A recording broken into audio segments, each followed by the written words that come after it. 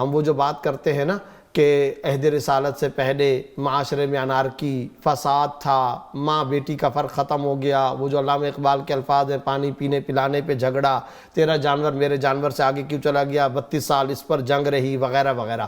تو ان سارے حالات میں بعثت نبوت ہوتی ہے، اور پہلی وحی جو آ رہی ہے اقرا اقرا اقرا، کیا اشارہ کر لیا کہ اگر صحیح ایک اسلامک ریاست اور نظام قائم کرنا ہے تو نظام تعلیم کی طرف آپ کو آنا ہوگا.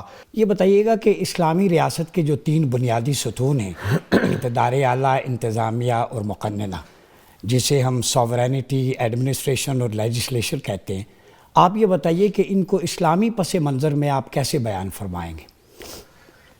بسم اللہ الرحمن الرحیم، نحمدہ و نصلی علی رسولہ الکریم، اما بعد.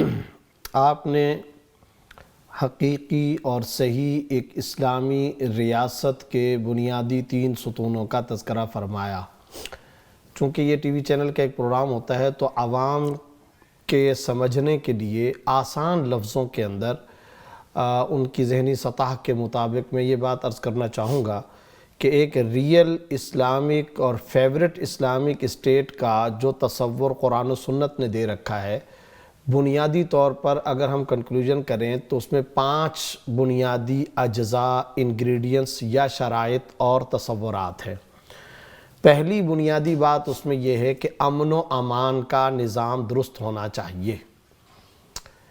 قرآن کریم کے اندر اللہ رب العزت نے سورہ بقرہ آیت نمبر 126 کے اندر یہ ارشاد فرمایا وَإِذْ قَالَ إِبْرَاهِيمُ رَبِّ اجْعَلْ هَذَا الْبَلَدَ آمِنًا، کہ ابراہیم علیہ السلام یہ دعا مانگ رہے ہیں کہ یا اللہ اس شہر کو امن کا گہوارہ بنا دے.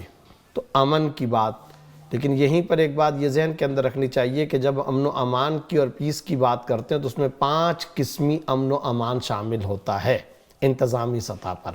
وہ تفصیل میں چلی جائے گی، میں پھر فوری طور پر ریاست مدینہ یا مدینہ ثانی یا اسلامک فیوریٹ اسٹیٹ یا اسلامک ریاست جو بھی آپ نام دے دیں، اس کے انگریڈینٹس پہلے فوری طور پہ بیان کر دوں. تو یہ پیس اینڈ کو ایگزسٹنس ہوگا. جی ہاں. تو پہلی بات تو بنیادی طور پر یہ ہے کہ امن و امان کا نظام درست ہونا چاہیے. دوسرے نمبر پر نظام معیشت، اکانومی درست ہونی چاہیے. چنانچہ اسی کے اندر آپ دیکھیں رب اجعل ھذا بلدن کے بعد آمنا وارزق اہلہ من الثمرات، 2 مقامات پر اللہ رب العزت نے فرمایا. اسی طرح سورہ قریش آیت نمبر 4 کے اندر دیکھیں الذی اطعمہم من جوع وآمنہم من خوف.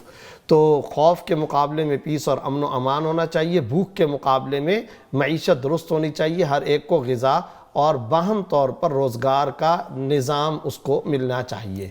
2 باتیں ہو گئیں. تیسرے نمبر پر نظام تعلیم. یہ بات کہاں سے پتہ چلی؟ اقرأ بسم ربک الذی خلق.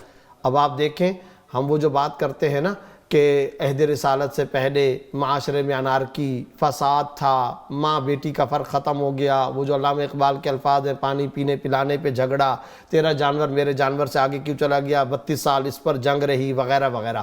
تو ان سارے حالات میں بعثت نبوت ہوتی ہے، اور پہلی وحی جو آ رہی ہے اقرا اقرا اقرا، کیا اشارہ کر لیا کہ اگر صحیح ایک اسلامک ریاست اور نظام قائم کرنا ہے تو نظام تعلیم کی طرف آپ کو آنا ہوگا.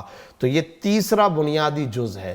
جی ناظرین، جیسے مفتی صاحب نے کہا کہ اقتدار اعلیٰ، انتظامیہ اور مقننہ، یعنی ریاست مدینہ کی وہ انگریڈینٹس جن پہ وہ بیس کرتی ہے، وہ ریاست کھڑی ہے، اس کے اندر ہمیں انتظامیہ کا رول، مقننہ کا رول، نظام تعلیم، accountability, right person for the right job, merit پہ تقرری، یہ بنیادی خواص ہیں جو ریاست مدینہ کے ہیں.